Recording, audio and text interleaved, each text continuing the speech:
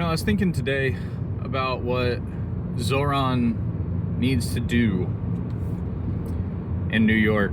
And if I were Zohran's advisor, what I would tell him is that you actually do need to take a page out of Trump's book, which is Fight Like Hell.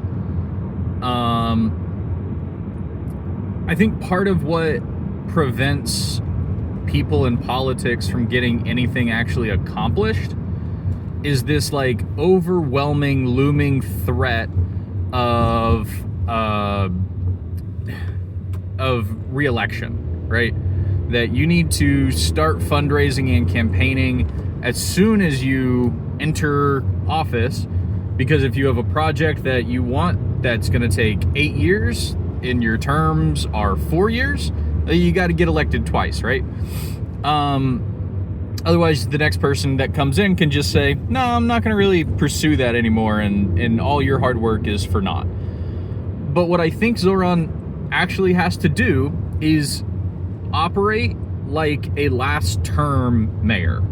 Whether that's self-inflicted by saying he will run for one term, or just mentally shifting your viewpoint to like that's what you're gonna do, is just operate like it's a single term, which would free him to do things that he likely needs to do, like trim or slice into the New York Police Department's ever ballooning budget.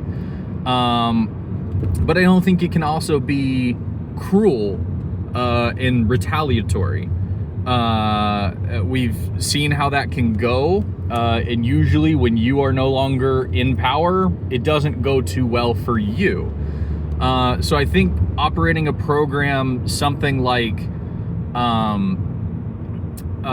guaranteed placement dismissal, where yeah, we are gonna cut 30,000 people from the police department, but we are going to guarantee their placement in other services for the city, like garbage, or like social services, or in his grocery store, whatever else he's gonna do, bus drivers, I don't care.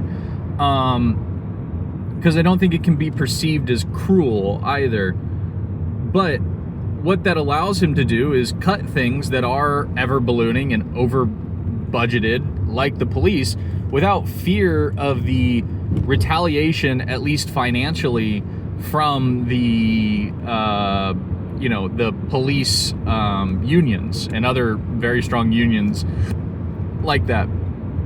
I don't know how you do that and also be pro-union, at least be perceived by these people as pro-union. And their union contracts are usually very tight, which is kind of my other point, and that is, I don't know how much he can actually accomplish and how much would actually be within his direct purview.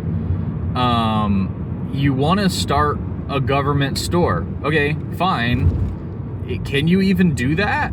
Like, do you have the power to do something like that? Or would that have to go through a panel that says no or yes? I don't know. But the whole thing is that it can't be, it has to be large changes that are largely good and beneficial for the average New Yorker. It can't be perceived as cruel. It also needs to happen. So, there's that.